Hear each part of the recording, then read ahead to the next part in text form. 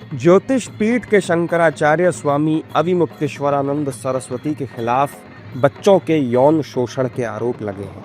उत्तर प्रदेश के प्रयागराज में POCSO court के आदेश के बाद उन पर एफआईआर दर्ज हो गई है।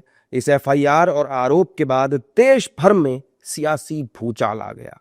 खुद शंकराचार्य कह रहे हैं कि वो पूरी तरह से पुलिस के साथ सहयोग के लिए तैयार है, जिससे जल्द से जल्द उनके ऊपर से कलंक हट सके।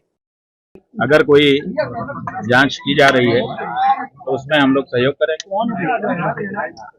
क्योंकि पुलिस को, स्टेट को किसी मामले को निस्तारित करने में जितनी रुचि है उससे ज्यादा हमें भी है कि ये कलंक लगाया गया है, जल्दी से उसका निस्तारण हो। अविमुक्तेश्वरानंद पर लगे इन आरोपों के बाद से विपक्षी दल केंद्र सरकार पर भड़क गए हैं और शंकराचार्य को फंसाने की साजिश रचने का आरोप लगा रहे हैं। सबसे पूजनीय शंकराचार्य, उन पर झूठा मुकदमा लगाना, जब मेले में, आयोजन में उन्होंने जो रास्ता तय किया था उसी पर आपत्ति थी प्रशासन को, और जिन लोगों ने उन्हें स्नान नहीं करने दिया, कार्रवाई उन पे होनी चाहिए थी। सुनने में आ रहा है उनके पक्ष में 2 डिप्टी सीएम आ गए। अगर 2 डिप्टी सीएम उनके पक्ष में हैं तो सरकार कैसे चल सकती है?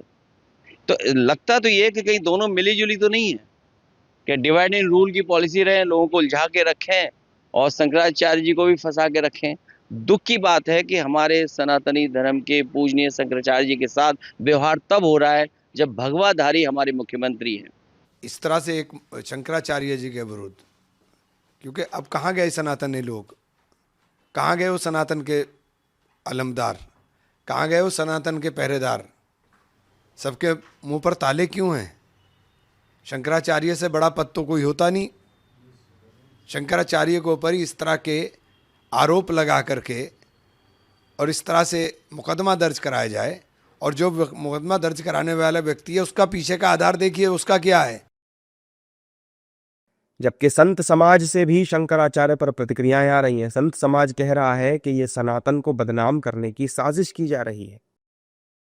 देखिए, ये सब कुल मिलाकर के मात्र केवल सनातन को बदनाम किया जा रहा है, जिससे सनातन का जिस प्रकार से विश्व लेवल पे उपहास हो रहा है, ये बहुत अशोभनीय है, निंदनीय है। इसकी जितनी निंदा की जाए उतना कम है। ठीक है, किसी प्रकार की आपसी मतभेद थे तो उसको बैठ के सुलझाया जा सकता था, ऐसी कोई बड़ी बात नहीं थी। बहरहाल, जो पास्को एक्ट के तहत अदालत ने जो भी ऑर्डर किया है एफआईआर करने का, उसका स्वागत है। बस इसमें यह है कि निष्पक्ष तरीके से जांच हो, जिससे जो है किसी प्रकार का पक्षपात ना हो, और मात्र केवल एक पक्ष की जांच ना हो, दोनों पक्षों की जांच हो। दरअसल तुलसी पीठाधीश्वर जगतगुरु राम भद्राचार्य के शिष्य आशुतोष ब्रह्मचारी महाराज ने शंकराचार्य अविमुक्तेश्वरानंद पर गंभीर आरोप लगाए हैं। आरोप है कि माघ मेले के दौरान शंकराचार्य के शिविर और गुरुकुल में नाबालिग बच्चों का यौन शोषण किया गया। पॉक्सो कोर्ट में नाबालिग बच्चों के बयान भी दर्ज कराए गए। अब फिलहाल इस मामले में आगे की जांच चल रही।